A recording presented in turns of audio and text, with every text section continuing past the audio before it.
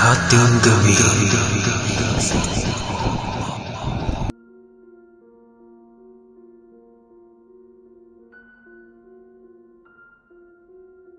Hello po Sir Ed. Ako po pala si Shane. Meron na po akong asawa at dalawang mga anak. Ang ikikwento ko po ay noong kabataan ko pa. Mahilig po ako noon sa nightlife. Mabarkada po kasi talaga ako noon. Pangalawa po ako sa magkakapatid. Sobrang stricto ng parents namin, pero sa kabila noon ay naging pasaway pa din akong anak. Kapag niyayaya akong mag-inom ng mga kaibigan ko, ay hindi pwedeng tatanggi ako. May mga panahon pa nga na tumatakas pa ako sa mga parents ko kapag tulog na sila para lang makasama ang mga barkada ko. Sir Ed, dahil na rin sa barkada, nakilala ko ang aking asawa na si Paulo. Una ay textmate, tapos nang hindi nagtagal ay naging magsyota na po kami. Napadalas ang pagkikita namin ni Paulo.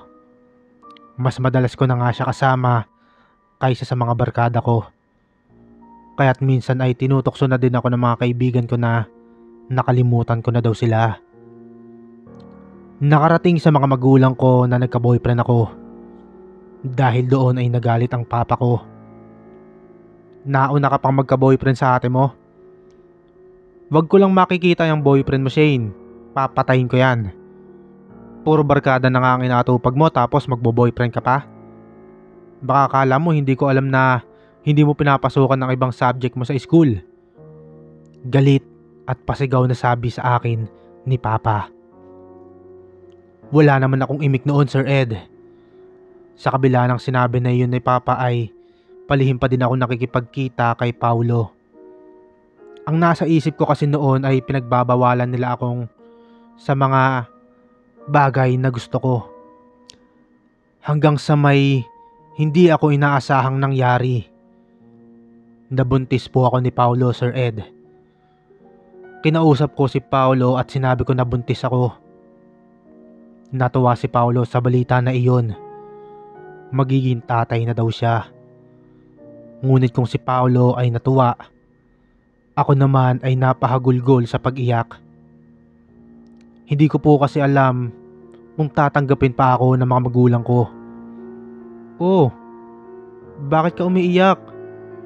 Huwag kang mag-alala, pananagutan kita, Shane. Sabi sa akin ni Paulo. Pagkatapos ay niyakap niya ako. Sir Ed, mas ahid diyang edad sa akin si Paulo. At may trabaho na din kasi siya noon. Hindi ka pwedeng pumunta sa bahay. Papatayin ka ni Papa.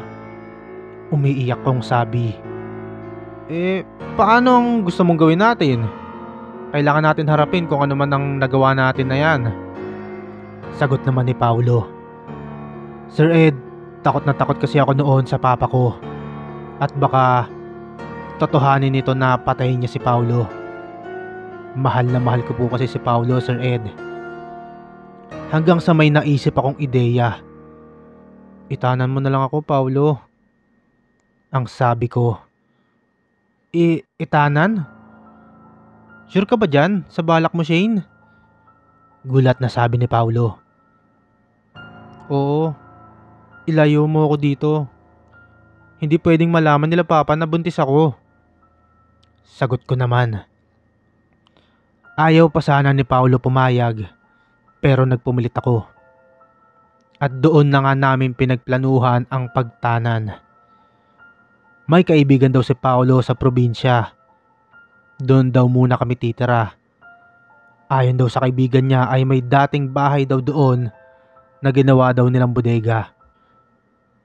Hinintay kong makatulog ang mga parents ko bago ako tuluyang umalis. Matagumpay naman akong nakipagtanan kay Paulo. Pumunta kami sa terminal ng bus at pagkatapos ay sumakay kami papuntang probinsya. Umaga na nang nakarating kami ng probinsya. Sinalubong kami ng barkada ni Paulo na si JB. Musta pre? Ay, hello po ate. magalang at masayang salubong sa amin ni JB. Pre, nga pala, wag nyo sasabihin kay nanay na nagtanan kayo ha. Sabihin nyo mag-asawa na talaga kayo, tapos ako na bahala magpalusot kay nanay kung bakit kayo napunta dito. Sabi naman ni JB. Sige pare, maraming salamat talaga ha. Pagpapasalamat naman ni Paulo. Malayo-layo din ang nilakad namin noon, Sir Ed. Dahil bukid na bukid talaga ang probinsya na yon. Madami din puno at puro sakahan din ang paligid. Nay, andito na po yung mga kaibigan ko, sabi ni JB. Ikaw siguro si Shane at ikaw naman si Paulo, sabi naman ng nanay ni JB. Ako nga pala si Susan. Magagahan muna kayo at magpahinga, alam kong malayo ang biyahe nyo. Dagdag pa nito. Sige po tita. Nahihiya ko namang sabi. Matapos kumain at makapagpahinga ay pinuntahan namin yung bahay na pansamantalang titirhan namin. Maliit lang iyon at pawid lang ang bubong. Tapos ay inayos namin ang gamit namin doon. Okay lang ba kayo dito? Pasensya na kayo ha. Ito lang ang matutuluyan na pwede. Di naman tayo kakasya sa amin at maliit lang din ang bahay namin. Nahihiyang tugon ni Tita Susan. Okay lang po tita. Malaking bagay na po ito sa amin. Maraming salamat po. Pagpapasalamat ko naman. Nga pala, nakwento sa akin ni JB na nagdadalang tao ka. Pagpalubog na ang araw, pumasok ka na sa bahay at huwag ka nang lalabas ha. Mabango sa mga aswang ang mga buntis. Pagpayo sa akin ni Tita Susan. Aswang po? Totoo po ba yun? Nagtataka ko namang tanong. Oo nga pala, taga Maynila kayo. Kaya't hindi nyo alam ang mga aswang-aswang at hindi kayo naniniwala, no? Totoo sila. Lalo na dito sa probinsya namin. Sagot ni Tita Susan. O siya, mauna na ako at may gagawin pa ako. Dagdag pa nito. Pre, alis na rin ako ah. Bukas tulungan kitang maghanap ng trabaho. Mamahinga muna kayo ngayon tapos punta kayo sa amin mamaya. Doon na kayo mananghalian at maghapunan. Sabi naman ni JB. Sir Ed, sa mga unang araw naming mag-asawa doon ay okay naman. Agad ding napasok si Paulo sa trabaho doon. Kaya't madalas na lang din akong mag-isa sa bahay. Pero minsan, pumupunta din sa amin si Tita Susan para bisitahin ako. At kung minsan naman, ay ako ang pumupunta sa kanila para manood ng TV. Dahil wala kami nun sa bahay na tinitirhan naming mag-asawa. May isang gabi, nakakaiba ang naging pakaramdam ko, Sir Ed. Naalimpungatan po ako sa ingay at sa sobrang init. Nagising akong tagaktak ang pawis ko. At yung mga ingay naman ay parang may baboy at kung anong hayop sa labas. Dinig na dinig ko po kasi yung mga huni ng baboy. Kaya't ginising ko po si Paulo. Paulo, bumangon ka nga saglit. Agad namang nagising si Paulo. Oh, bakit? Tanong nito. Apakainit kasi tapos may mga hayop ata sa labas. Sagot ko naman. Teka, kukuha muna kita ng maiinom. Grabe naman yung pawis mo, Shane. Pakitingnan na rin yung labas kung may mga hayop. Ang iingay kasi hindi ako makakatulog niyan. Pakiusap ko naman. Binuksan muna ni Paulo ang bintana ng bahay. Ngunit napatulala ito. Oh, bakit ka napatulala dyan? Tanong ko. Hindi makaimik si Paulo. Kaya't ang ginawa ko ay tumayo ako para tignan iyon. Nakita ko po sa bintana ang 2 malaking aso at 3 baboy na itim. Medyo weird nga po dahil hindi umaalis sa mga pwesto ang mga yun. Pero napansin kong tila sa akin sila nakatingin. Naglalaway ang mga aso na yon, Sir Ed. Ganon din po ang mga baboy. Lumabas si Paolo ng bahay para bulasin ang mga ito. Ang ginawa ni Paolo ay binato niya ang mga ito. Pero hindi man lang gumalaw sa pwesto ang mga hayop. Muling sinubukan ni Paolo na bulasin ang mga ito. Ngunit hindi pa din sila umalis. Kaya't ang ginawa ni Paolo ay kumuha siya ng malaking bato. At nang akmanan niya itong ibabato ay biglang umalis ng marahan ang mga aso at baboy. Malaking bato lang pala ang katapat ninyo, wika ni Paolo bago pumasok ng bahay. Saan naman kaya galing yung mga hayop na yun? Pagtataka kong tanong. Malamang sa mga alaga yun ng kabilang bahay. Nakawala siguro kaya napunta dito. Wag mo na isipin yun, matulog na lang ulit tayo. Sir Ed, aaminin ko na nakaramdam po ako ng konting takot noon. Dahil siguro yun sa kakaibang kilos ng mga hayop. Kinabukasan ay nagpaalam sa akin si Paolo na gagabihin siya ng uwi. Isasama daw siya ng boss nila para mag-deliver ng mga bigas. Kinulang daw kasi ng kargador kaya't siya ang isasama. Doon daw muna ako kila Tita Susan. Doon na lang daw niya ako susunduin pag uwi niya. Kaya't hinatid niya ako kila Tita Susan bago siya tuluyang umalis. Malalim na ang gabi nang masundo ako ni Paolo. Ayaw pa nga sana kami pauwi ni Tita Susan dahil sobrang gabi na daw. Pero wala namang matutulugan sa kanila. Kaya't pinasama na lang niya sa amin si JB para ihatid sa aming bahay. Nagkwekwentuhan kaming naglalakad pauwi sa amin nang may maramdaman akong parang nakamasid. Medyo hindi na maganda ang kutob ko noon dahil sa pakiramdam ko na yon, Sir Ed.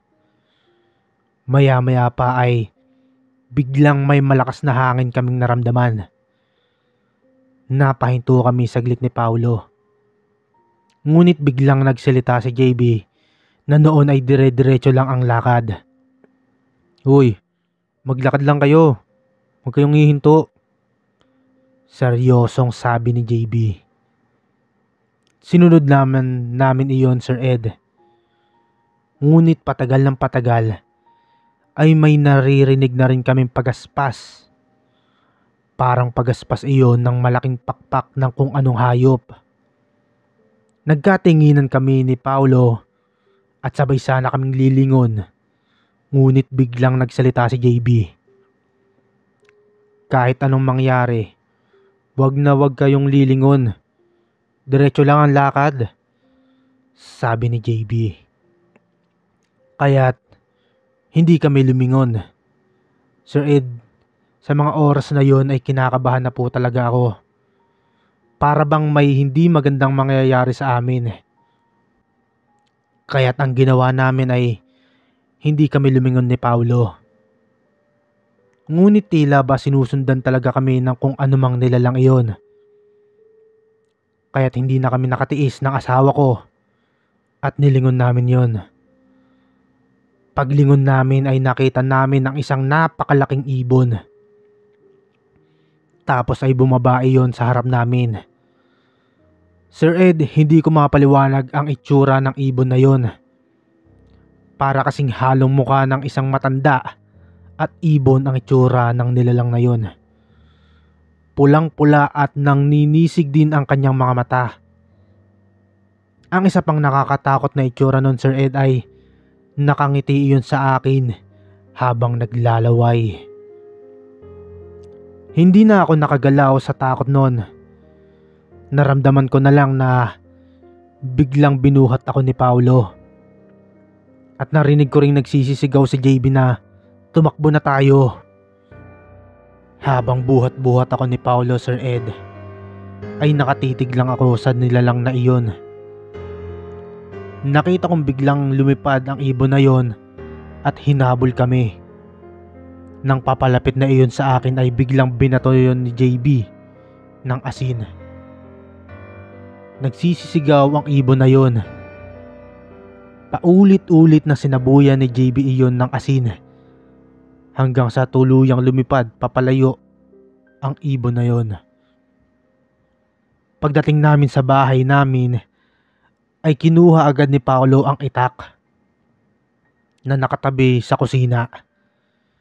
Si JB naman ay kitang-kita ko na nanginginig ang tuhod nito.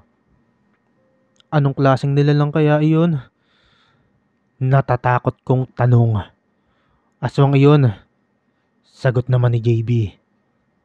Ang mga aswang ay may kakayahang magbagong anyo. Kaya nilang maging ibon, baboy, at aso. Minsan ay pusa pa nga ang ginagaya nila. Gusto ng mga aswang na kainin yung batang nasa sinapupunan mo. Mabangong-mabango kasi sa mga aswang ang mga buntis. Dagdag pa nito. Doon ko din naalala ang baboy at aso ng nakaraang gabi. Kaya pala kakaiba ang mga kilos nun. Aswang po pala ang nakaharap namin, Sir Ed. Sa amin na din po nagpalipas ng gabi si JB. Umaga na nang may narinig kaming katok sa pinto. Di muna namin binuksan ang pinto. Sisilipin muna sana ni Paolo iyon. Pero biglang nagsalita iyon. Shane, Paolo, andyan ba si JB? Tugon ng kumakatok.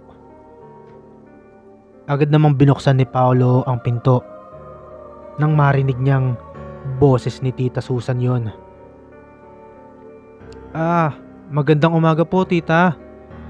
Bungad ni Paolo. Andyan ba si JB? Hindi kasi siya umuwi kagabi eh. Nag-aalala ako.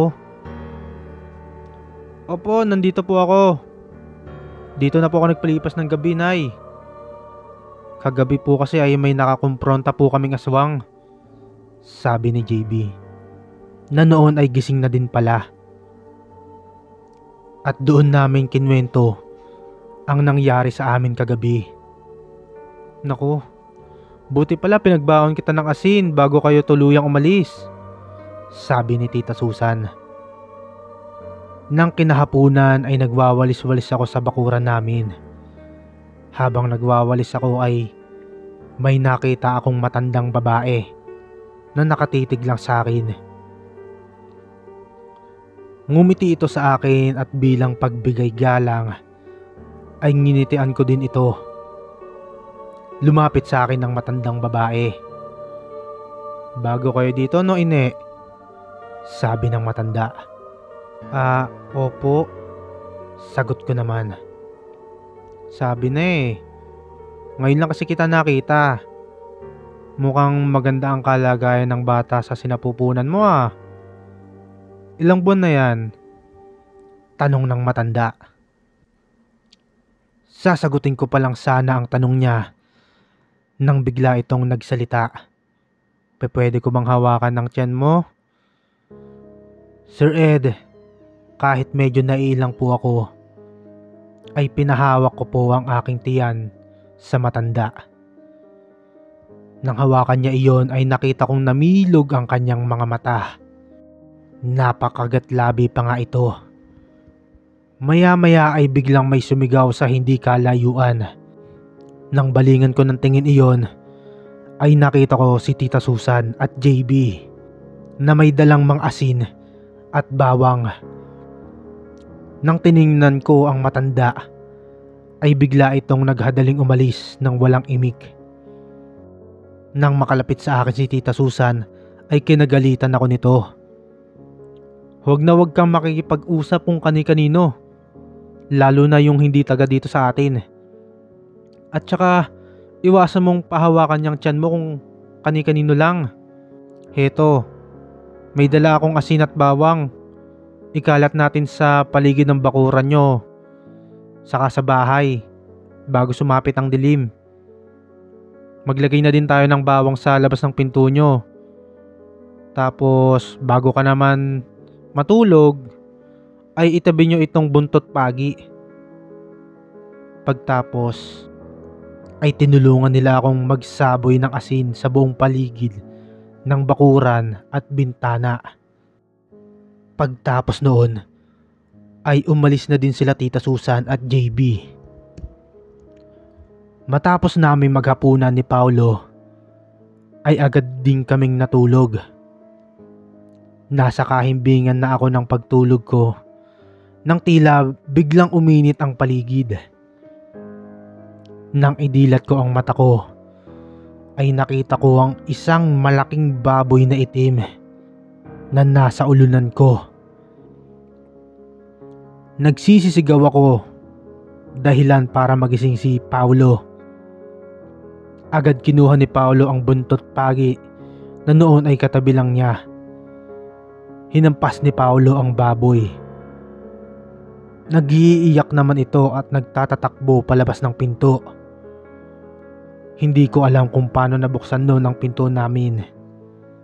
Sigurado po kasi ako na bago kami matulog ay nilako iyon, Sir Ed. Sinundan ni Paolo ang baboy palabas. Ngunit nang nasa pinto na si Paolo ay bigla itong napatigil at parang nagulat. Mga ilang segundo rin bago siya pumasok at kunin ang itak. Kahit anong mangyari, wag kang lalabas ng bahay ha, sabi ni Paolo.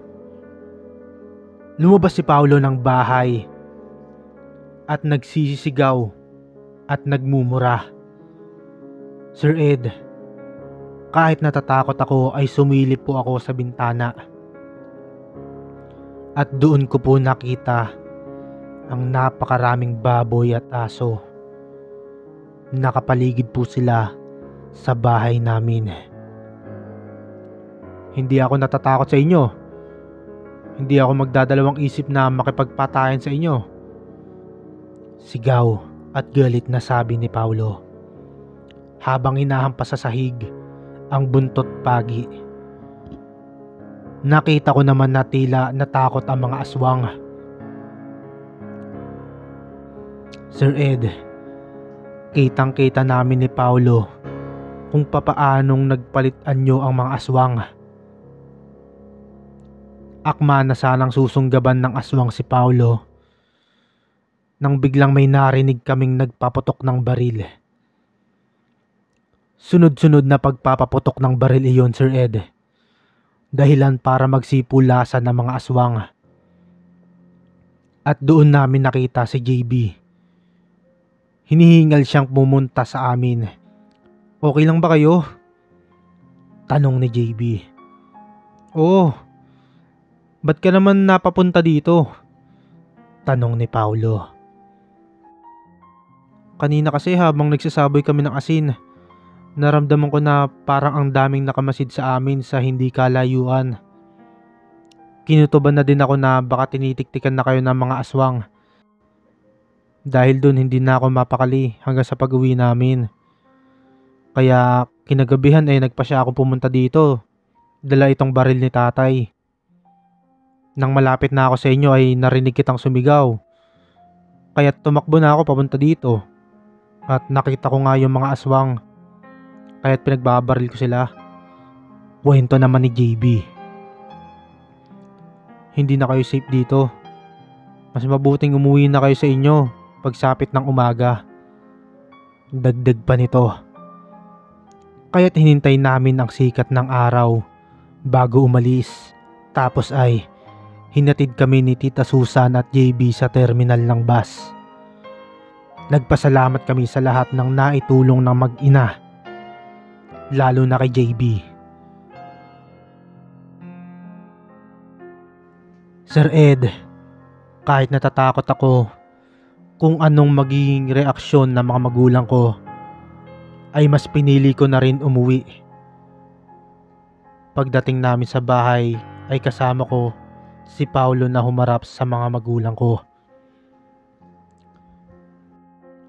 Akala ko ay kagagalitan ako ng mga magulang ko. Ngunit bigla akong niyakap nila mama at papa habang umiiyak. Ba't naman daw ako umalis? Maiintindihan naman daw nila ang sitwasyon ko. Natural naman daw na magagalit sila sa akin at kay Paulo. Pero mas mananaig daw ang pagmamahal nila sa akin. Matapos iyon ay napagdesisyonan nila mama at papa na dun na daw kami tumira. Ayaw daw nila kasing malayo ako sa kanila. At para na rin mabantayan nila ang pagbubuntis ko.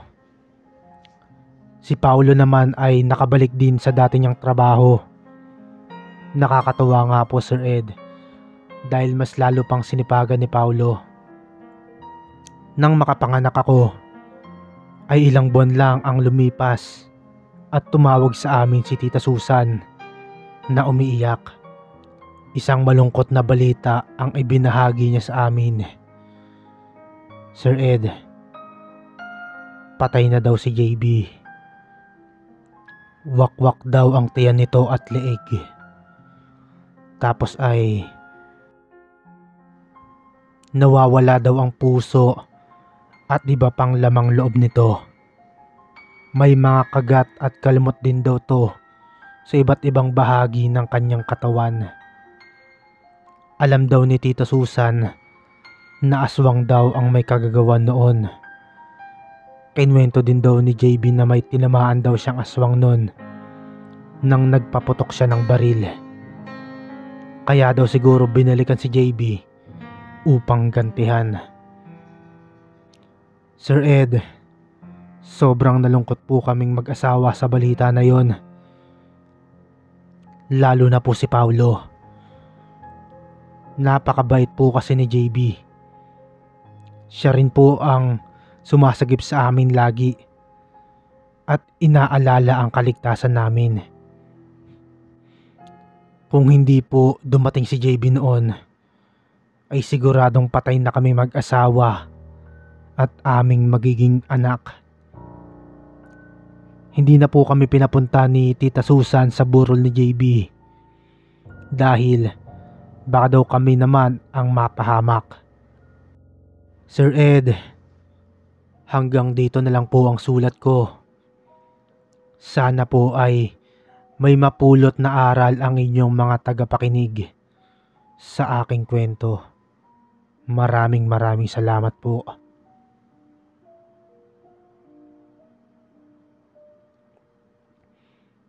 Kung minsan ay inaakala natin na ang paghihigpit ng mga magulang natin ay pagtutol sa mga bagay na gusto nating gawin.